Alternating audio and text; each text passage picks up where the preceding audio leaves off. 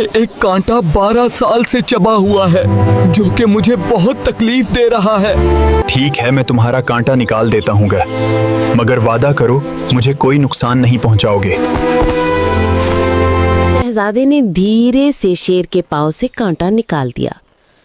कांटा निकलते ही शेर ने जोर की धाड़ लगाई, मगर अब वो दर्द से नहीं बल्कि राहत से थी।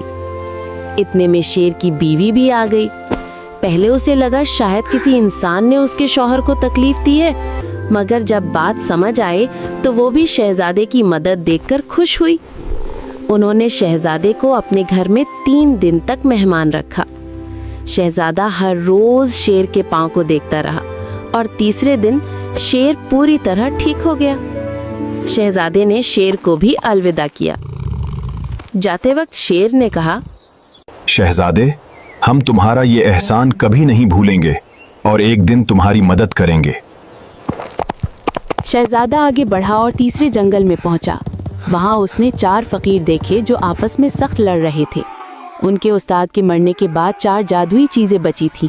उड़ने वाला बिस्तर जो जहां चाहो फौरन ले जाता है, जादू का थैला जो मांगो वो चीज निकाल देता है, जादू की छड़ी और रस्सी, दुश्मन आए तो छड़ी खुद ब खुद मारती है और रस्सी दुश्मन को बांध देती है। चारों आपस में लड़ रहे थे कि ये चीजें किसको मिली।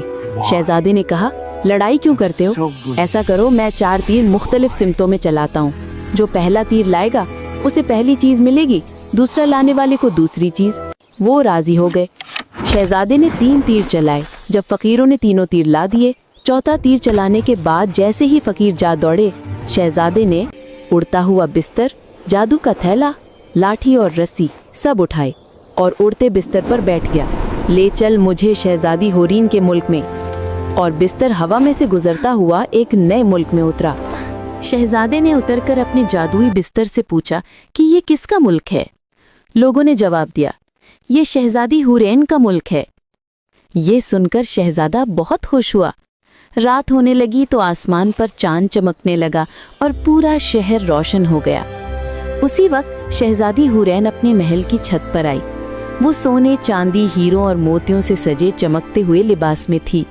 उसके लिबास की चमक इतनी थी कि पूरा शहर रोशनी से भर गया। शहजादा बहुत देर तक शहजादी को खामोशी से देखता रहा। जब शहजादी सो गई तो शहजादा अपने जादुई बैग से एक खूबसूरत हार निकाल लाया और चुपके से उसे शहजादी के पास रख दिया। अगली सुबह शहजादी ने हार देखा तो हैरान रह गई।